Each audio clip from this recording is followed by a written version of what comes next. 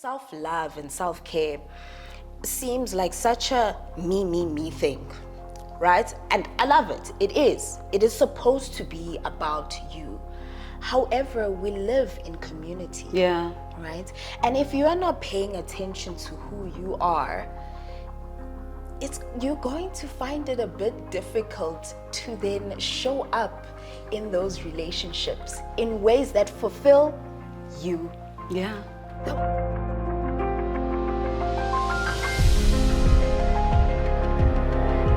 Hello, Agenda Women Tribe, and welcome to another episode of Working Smart and Living Well with myself, Nomdeni Mdaki. I have to tell you, today's episode is literally one of my favorite topics. I did a lot of work in navigating who I am and better understanding who I am, grounding myself in, clear and communicable values that I think have led a lot of decisions that I've had to make around other aspects of my life. So I'm really excited to be in conversation with you, Siphokazi. Thank you so much for joining us. I'm so excited. Thank you so much for having me. So you are a mindfulness and wellness coach. Yes. It sounds like something I would want to be. Right? Literally, it just sounds so zen, and also your energy is so zen. Thank you. But what does it mean? What does it mean to be a mindfulness and wellness coach? Yes, so that just basically means I hold space for individuals to center themselves and return back to themselves, to help them in their day-to-day, to help bring back the trust of the intuitiveness that we already hold, and to remind people of that they are enough and that they are worthy to navigate themselves in their own lives without having to bombard themselves with other people's opinions and how other people want them to live their lives. But yes, just holding space for people to be able to navigate their lives and their journeys in the most sincere and compassionate ways. I mean, especially in the world that we're living in now, we're so hard on ourselves, and we feel like life is such a big task. And I love the idea of helping people to be patient and to return and to take time to be mindful, right, of where you are is where you're meant to be. Yeah. And what you know now is what you're supposed to know now. And all the nitty-gritty of forgiving what you felt like you didn't know, and just simply coming into who you are and navigating who that is and who that is going to become without judgment. Listen, I'm already like, we're going to have you here all the time. Please. This is literally going to be happening so many times. How is that different from a therapist? Yes, so therapy goes into what happened in your childhood, right? They will focus on your traumas. They will have you, and it's more of a diagnosis, right? Whereas coaching, I am there to help you in your every single day. We are creating for you routines, habits that you can, even after you have finished coaching with me, that you can go into your everyday life and be able to navigate through those struggles that you might have. It is and compared to maybe a mentor, and we are working hand in hand. It is more of me simply sitting in the passenger seat and you literally driving, and it's me again holding space for you to be able to see where you are now and to take you to where you can be, right? But yes, unlike therapy, I don't diagnose. I help you from where you are now, and we work together to see where you want to be, to your fullest potential. I always say that as much as therapy will touch on the traumas that might have happened, same as coaching, we will get into deep conversations about who you were and how your mental is, how your mindset is. But our focus is to work on that and to take you out of that anxiety and to bring you into being able to work in your everyday, getting out of feeling like it's too much. I will bring you out of that. We will create balance in your life. We will create more of a space where you can communicate not only with yourself but those around you, right? We are touching on the relationships that you have with yourself and those around you.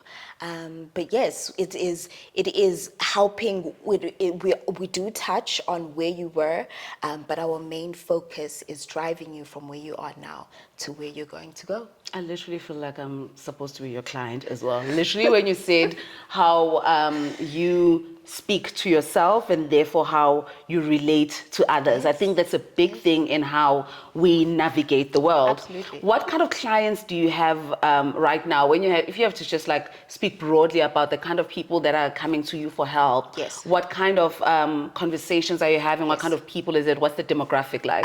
So I am so fortunate to be working with beautiful Black women. Black women who are so driven, Black women who want to retell the story that has been told about Black women. And for me, and growing up, that's my passion. That is my purpose. I have always wanted to do that. I've always wanted to rewrite and recreate the story. And these women are exactly that, rewriting their stories. And so we touch on so many subjects with my clients. I have a client, just finished with a client, who was navigating through a work situation, not believing that they could get promoted and wondering how it is that they can move from the mindset and the habits that they have now and the routine that they have now to one that is going to take them to the position they want to be, right? I have clients who are working on simply the personal, wanting to move from a place of listening to what other people have to say about them, not able to set boundaries. And this is the biggest one. That is a huge That is the one. biggest one. Clients who aren't able to set boundaries and say no and put themselves first, which is so great for me because I think the conversation of personal wellness and self-love and self-care is so important because as much as I what I love about coaching and my practice is that I want to make personal wellness accessible. Yeah. Right? Because it affects our mental. We all can't go to therapy. We all can't afford it. But what makes me happy is that I can touch on those subjects. I can touch on those subjects that you feel like when you are anxious and you cannot set boundaries because of your past traumas that you have experienced. We touch on those things and we work on those things and we affirm ourselves and we set mantras and we journal, which I absolutely love. I know. And Yes, girl, definitely. Part of that journal, club. but that just helps us remind ourselves who we are. Who are you? What are our desires? There's nothing to me that makes me more happy than reminding people it is normal to center yourself. It is normal to center your dreams. It is normal to center your wants. It is normal to center who you are. And yes, we touch on those things. So, I mean, we can go into profession, we can go into our personal lives. It's really about who you are and who you want to be in the future and absolutely reaching it at our fullest potential. When you think about the demographic that you're dealing with, particularly with Black women, what are you seeing? If you had to be like top three challenges that you come across frequently, that they are confronted with, what would it be? And please don't leave out boundaries, because I think at the top of the list At is the top, boundaries. yes. I literally learned not necessarily about the word and the concept of boundaries maybe a year ago, right? So I knew the word, I knew what boundaries are, but I didn't see how the lack of boundaries shows up in your life, Yes, right? yes. And one of the big things I think that was a takeaway for me personally, in unpacking, the lack of boundaries, is how much resentment it causes in your own life. You touched on a very, very important thing there. The resentment Yes. that you will build, Yes. because you lack boundaries. Exactly. And how that resentment will then it's a spillage to your relationships, right? You are constantly falling out with people, because there's so much resentment that builds in the relationships that you have with them, because you were unable to articulate that you've crossed a boundary. Yes. And you allowed that to happen so many times and consistently, until a point where you explode. Exactly. When right at the beginning you could have said, this is a line that I am not willing for you to cross. Exactly. And we must remember there that what are the boundaries that we're crossing for ourselves? For ourselves.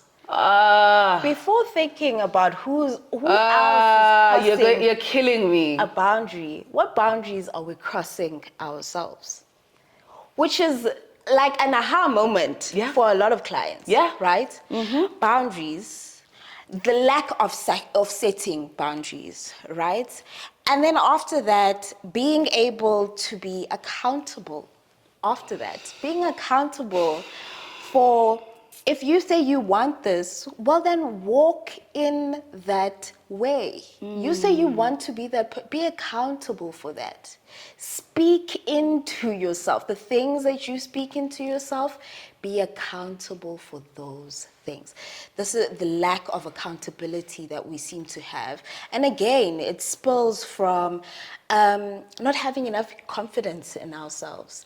Thinking or hearing people say something, we share good news.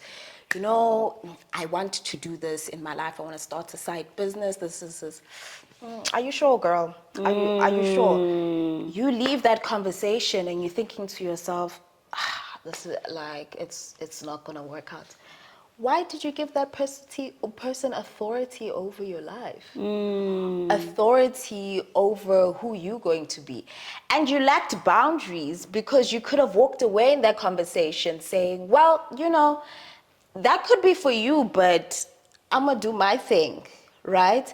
And then after that, remember and remind yourself that, okay, I'm gonna set this boundary with this person. I'm not going to share with this person any longer what I want in my life. Yeah. And that's it. You're not setting it. You're not setting your boundary for that person.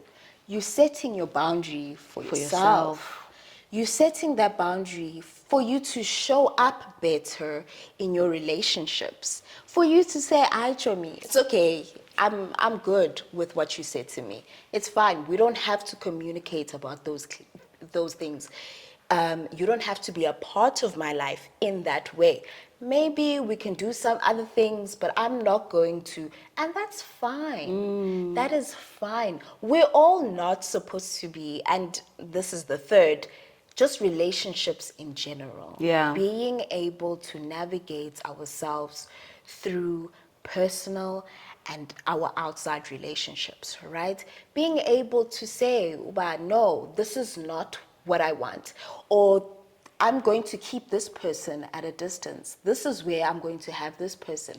Being able to create for yourself a community that is standing not only behind you, but one that you can work with to where you want to see yourself, right?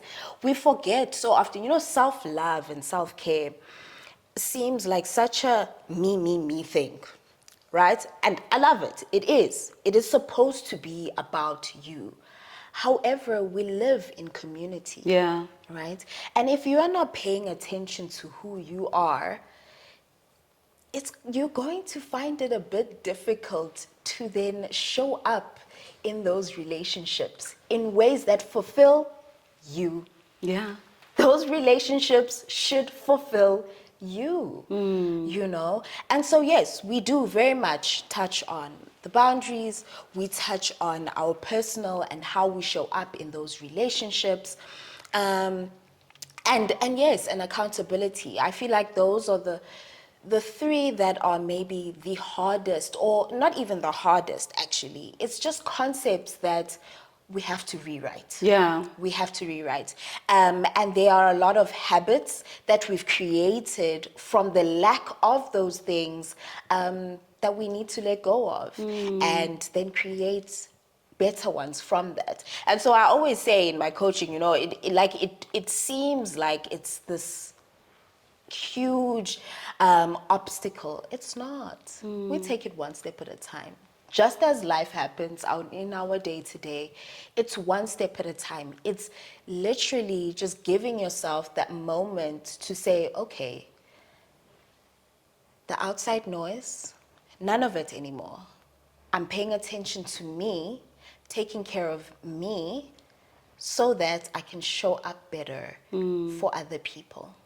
There's a concept that I've always found fascinating, right? Which is around the people that we draw towards ourselves because of subconscious conversations that we're having with ourselves. And how you will find that the challenges that you are facing, you will see them in the people that are around you. And the minute you heal those spaces and those wounds inside you, your relationships start to change. Absolutely. I saw a post that a lady did. I can't remember. I'm always browsing on Instagram. And she said, I'm tired of friendships that I have to end. And that consistent cycle of people coming into your life and then you recognizing something and letting them go because you're of your own evolution. How do you help your clients navigate that? That very, very challenging space of your own evolution affecting your relationships and how long you get caught in that cycle. Yes. You know, if there's another thing that sometimes we feel as if we'll give, like, for me personally, I think before it gave me anxiety, the idea of change. Yeah. The idea of not knowing about what's going to happen next. And I mean, I'm a coach, but I have a coach. So working through my own realizing of that change is not a bad thing, you know. We change as human beings. That is what is supposed to happen. It is in our DNA. It is how we evolve as a people. It is how we evolve as, you know, earth, all those things. We see flowers. During the winter, the flowers fall, petals fall. They wilt. Do you know what I'm saying? Flowers are always changing. Flowers will never bud the same. So my coach will always say to me, when you look at your outside environment, and specifically nature, trees aren't scared to change. Trees aren't scared to wilt. Trees aren't scared for leaves to fall off. Let those people fall off. Let them go. Be at peace in knowing that this person is not supposed to come into this chapter of my life. And that's okay. Forgive them just as you're going to forgive yourself. We don't have to all go together to where we're going. Because just as that person is probably not supposed to be in your life at that time, you're probably not supposed to be in their lives at that time.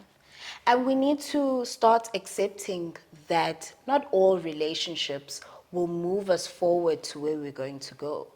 And realizing that, yes, some relationships are going to teach us some things. And you know, I always battle with that because I'm always like, I don't want a relationship to teach me something. I want someone to come as their fullest self. And my clients will tell you they want to show up as their fullest self so that even if our relationship ends, it has ended simply because we're not supposed to move together forward. It is not supposed to be heartbreaking. It's not supposed to be God-wrenching. Do you know what I'm saying? It is supposed to be one of they growing differently. I am growing differently. We can accept that maybe one day, maybe we can see each other again, or maybe we can have relation again. Not having to end relationships on that andisamte TC, I have blocked you, we're not following each, no. Right? Working on yourself or showing up in relationships in the most fullest way and in ways that serve you should serve the other person as well. Yeah. Right? But yes, working out of coming out of relationships shouldn't scare us. It's okay to move on from relationships, to experience change. Yes, it's going to be hard, and we're supposed to feel those feelings. You know, I say to my clients all the time, when something has happened to you, give yourself time. Yeah. Slow down and give yourself time to really experience what is happening in that time. I love journaling because it helps you declutter what's happening in here. When you get out and you're out in the world and something happens in a relationship, you're thinking about the next thing that has to happen. I have to go fetch kids from work. I have to go see my partner, work in this and this. You haven't stopped to grieve what has happened. Yes. What changed in that relationship? What can you let go of from that relationship? Which parts of you changed that didn't serve that relationship anymore? And can you, and most importantly, set yourself up to hold yourself with compassion and forgiveness? That's okay. That's okay that happened. Did you learn from what happened? What are you taking from that situation and bringing into your new relationships? Is there ways that you can show up better? Have you disappointed that person? Have you disappointed yourself? Was there a lack of boundaries that were crossed? But yet give your time to actually grieve, even in friendships when they end. And hold space for yourself to then move on from that. And letting go, for me, is such an important thing, because once you let something go, there is space. You've made space. You've made space for better. Always, when you've let something go, you've made space for something better. Yeah. Right? So you speak into that space what you want. In that space. That's so powerful. And speaking of speaking to spaces and better understanding how to navigate that self-love and self-care, I came across a piece that Brene Brown, I think, produced. I can't remember what platform it was for because I was watching it on my flight in my flight to New York. But she said something that was so profound, and I think that's what grabbed my attention: the importance of language in being able to articulate what's happening to you.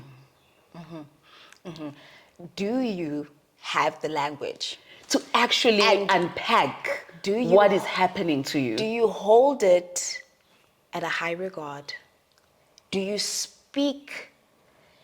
There was something you said when we went to the Bloom event earlier this year, and you said, Black woman, your financial is so important. Speak that into yourself. And that is it. Do you speak wealth? Do you speak richness into yourself? Do you speak that you are enough? Do you believe it? Do you believe the things that, because it is so easy for ourselves. And I don't know, well, I do know what it is, but it's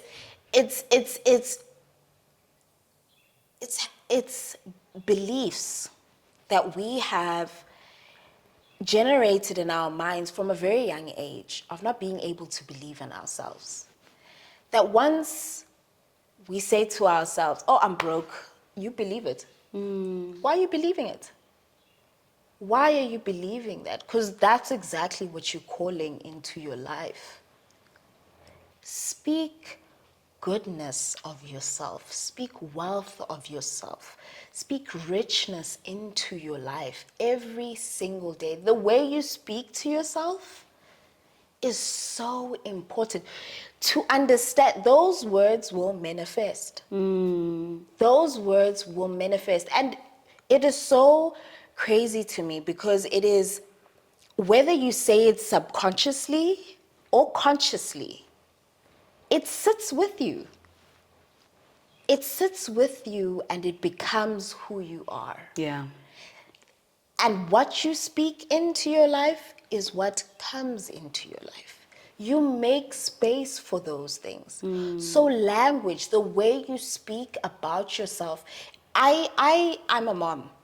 And I think to myself now how I speak to my daughter is so important. Yeah. Whether she understands it or not, it is sitting.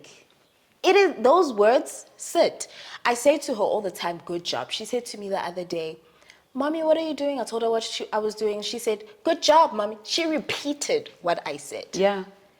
Those words sit with us. We need to know that to create the life that we want, it is important to speak the life that we want and to understand those words that we're saying. Because as I said, they will manifest. They will become who we are. The universe, universe, God, whoever you believe in, a higher power, doesn't give us what we want. It normally gives us who we are.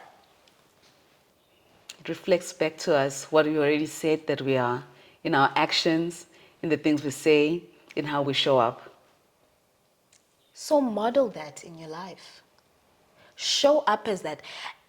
And my clients will be like, well, I'm not there yet. No. I didn't ask you where you are going. We are starting here. Start where you are now. And where you're starting now, do not compare yourself to the next person. You came into this world alone. You will leave in this world alone. So show up as that person. Rediscover that person. And again, we are constantly changing. I said to you earlier, we can learn how to mourn the relationships that end in our lives. We should also learn how to mourn the person that you were last year. Mourn that person. Know that what you know now, and it's so amazing to me because we arrive at the space where I wish I knew this 5 years ago. Why didn't I know this 5 years ago? My life, no. Because the lesson that we're supposed to learn will always come into our lives in any shape or form, right? What we know now is what we're meant to know now. Yeah. And what we knew then is what we were meant to know then. We are growing people. We all don't know. We're all not all knowers. That's not how life works. You know, we're supposed to make mistakes and we're supposed to fail. And again, failure is something that my clients, I'm scared to fail. Don't be scared to fail. That is another chance to try again. Yeah. And again, and again, and again, until you get it right. We need to move past the idea of, oh, this person is here, and I keep on failing at this. I could be there. That's none of your business. You don't know in what other area they might be failing in, that you are excelling in. You don't know, and I always say this, failure is not something that it's do or die.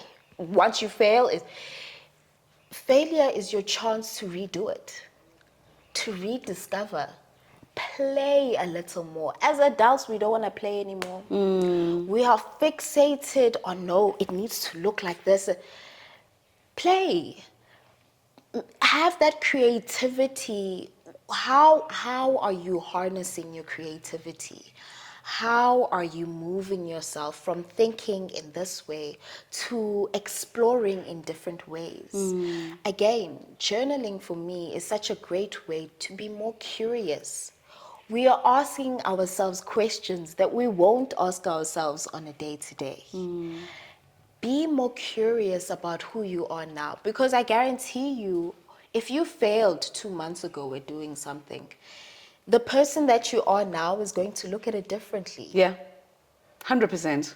So revel in that. Be empowered in that. Think to yourself in ways that that person didn't think then. Realize that, oh, you know what? Actually, that's okay. That's okay that that didn't work out. I'm supposed to think of it in a different way.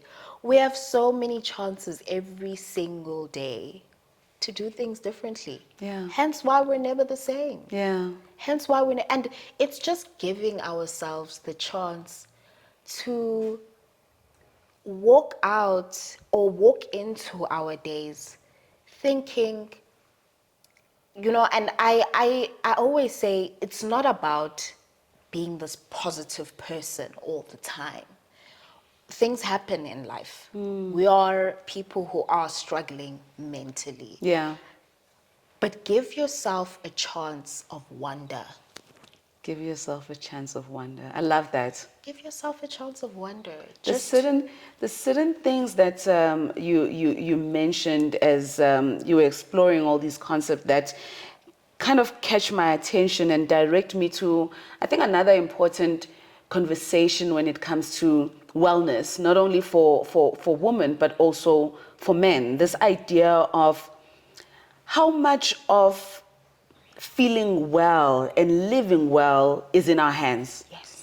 How much of it is about the spaces we create for ourselves, and how much of that creation space rests in our feminine energy. Now, I don't want to digress. I don't want to digress. But feminine energy for me, I mean, first off, it's who I am. It's how I operate in life. And I am grateful to be able to coach women and femmes, because that is the story I know. That is the story I relate to. But there's this idea, feminine energy is giving energy. Masculine energy is a taker. And I always say, and I've honestly for maybe the past 2 years, been in this journey of balancing the two. Because that 100%. is so important. That's a whole conversation in itself, because I can tell you, for me, the early stages of my life are just reveled with masculine energy. It is the energy I think a lot of women take on for survival. Yes. A lot of women take on the masculine in order to navigate a world that highly rewards the masculine. Absolutely. And I can tell you, the breaking down of the masculine to rediscover the feminine in you has to be the toughest journey I have been on. However, the reward of existing in your feminine, I can't explain. Yes. I can't express how rewarding it has been for me to get to that destination, because for a very long time it has been a destination and not my reality. Yes. And now to be able to move between the two energies, because I've explored both so deeply, has to be the most powerful I've ever felt. Absolutely, absolutely. I mean, coming into your own person and being able to finding balance in your life has got to be, we love it. It is the most fulfilling, the most beautiful thing that you'll ever, the best work you'll ever do for yourself is finding the balance. But we don't talk about how hard it is, right? We don't give enough space to how hard it is. However, to really come into your own and say, okay, there's this energy. There's this energy that I possess. And I love it. I love feminine energy. I love how feminine energy is it's so soft. It's mothering, right? And I love it because, and I'll use this also in my coaching, mothering your child, your child is so important. You need to mother that child because as much as our mothers are amazing women who have done so much and sacrificed so much of what they did, and as far as how they knew how to parent us, we can still sit sometimes and be like, oh, I wish she did this. I wish we said more of I love you. Stand in front of the mirror. That's where your mother comes in. To mother yourself, that's where it comes in. To stand in front of the mirror and say, I love you. You are worthy. Affirm yourself. Affirm that small child that still needs that push, that still needs that love and compassion. And in the same breath, masculinity, having to say, yes, this is my life. And set that boundary and say, no, we're not doing that. Yeah. Because that, a man will say no. Yeah. And without feeling guilty about it. And they will move on with their lives. And we have to accept it. We can do the same. Yeah. Stand up for who you are. And it doesn't have to be in ways that are, again, in ways that hurt other people. No. And that's where we find the balance between the two. To stand fully in who you are. And at the same time, speak at your most queen-like. And be like, no. I in this life, in this phase, in this season, this relationship doesn't serve me. I have to tell you, we're definitely going to have these as ongoing conversations because the more I listen to people's challenges, particularly in the workplace, not just in their lives, which I think, of course, that's also important, they seem to be centered around figuring out how to live well. A lot of women who I've spoken to who are successful at what they do seem to be rooted in values. They understand the virtues they need to harness, but also they understand how to navigate challenging situations in a way where they get to the other side as winners. Not only winners having lost who they are, right? Winners in the space, coming into it fully, right? So I want to know where you go for replenishment. I mean, when you do this kind of work, I imagine the energies that you're constantly navigating. You know, when people step into the space and they open up, you can't dismiss, you know, how that shifts also your energy. Where do you go for replenishment? Right. So even before I started coaching, I was very self-aware that I am an empath. Yeah. How people in the conversations that I had, it would spill into me, right? And for me, more than it being a way that I can say it was a disadvantage, it wasn't. I felt good in that there was ways that I was touching. As much as that person was touching me, I was also touching them back. So for me, being able to replenish myself looks like taking the time to be by myself. On a day-to-day, that looks like me waking up before everyone else in my house. That looks like making sure I have prayed. that looks like making sure that I have done my meditation for the day, and that looks like I have journaled. Those three things will not look the same every day, but they play such a big part in how I am starting my morning. Yeah. And then after that, settling into my nighttime routine looks like, again, taking the time off my phone, right? Because, yes, there's so many things that have happened during the day. We are on social media, we're taking in so much information. So I will get off my phone, maybe 15 minutes before I go to bed. Again, I will pray. Again, I will meditate or read. And then I will journal. And that looks like reflecting on my day. Yeah. Putting those words on a piece of paper, and checking or evaluating what it is that I can let go, what it is that I'm looking forward to. But yes, using those different tools or that routine in different ways. And people will always say to me, so is it standard? Like every morning, is it like that? Every night, is it like that? Not at all. Not at all. Life happens.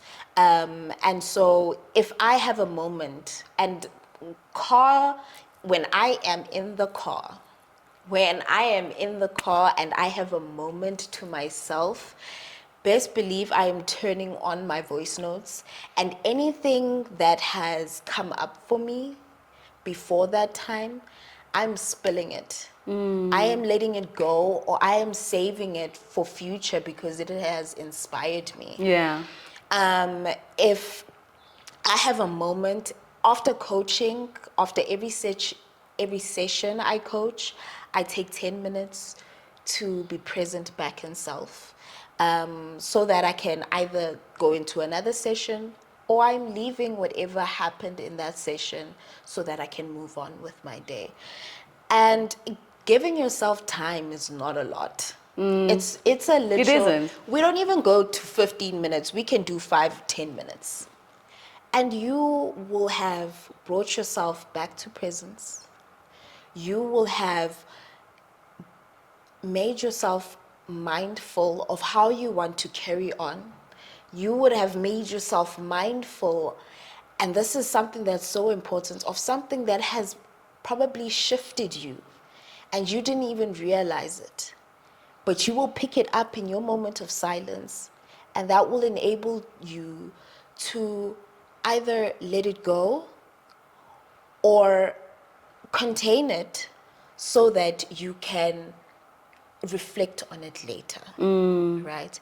It's really just about giving yourself some time. There is 24 hours in a day, and we are always trying to think, what is it next that I have to do? Who is it next that I have to attend to? Give yourself back that time in your day, listen to yourself so that in the next moment or the next thing that you have to do, you can at least show up more mindful, and so important, more mindful of what you can take in that next task that you have to do. Because that's another thing, that when we aren't mindful, we aren't taking register of what you can emotionally take in your next task. And so then we're not able to set those boundaries of saying that, oh gosh, you know what? Whatever happened at 10 o'clock this morning has really shifted me. I am not okay.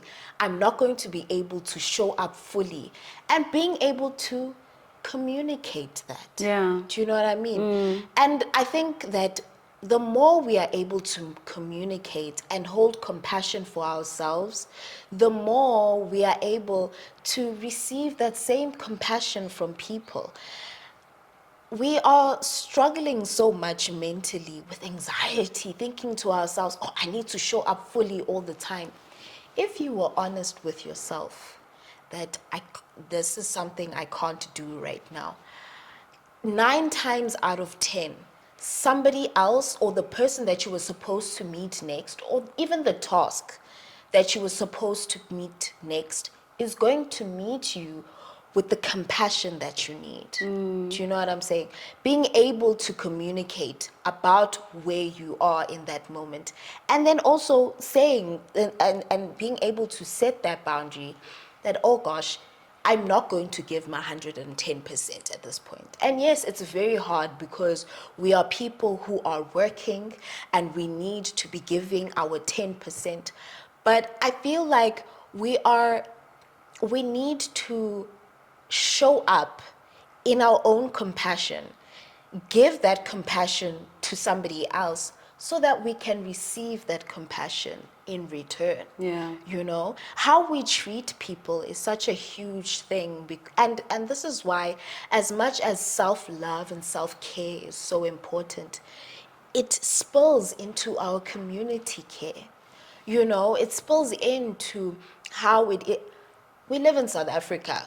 I feel like our slogan is Ubuntu. Do you know what I mean? So it is so important that Ubuntu, we generate it into our day-to-day. If you show your co-worker compassion and they have expressed to you that this thing has happened and I'm not okay, and you're like, okay, you know, how can I show up for you? What can we do so that you can do what you need to do? I guarantee you, in the next situation or the next day or a couple of months later, when you're not okay, they will show you back that compassion. Yeah. You know? And it starts here. Giving yourself that compassion and speaking that compassion, because when you say that you want to build a community of people around you, your friends, your family, of people who can show up for you as much as you show up for them, those people will start coming into your life, into your space, right? But we have to let go so that we can make Create room space. for them. Absolutely. You know, this was such a powerful conversation for me. I could deep dive into so many of the topics that we explored, and I really feel at my core that this is something that I'm gonna need to commit to as a platform, because I recognize with every conversation I have with people who are struggling, and I'm repeating this because particularly this week, it's happened so much.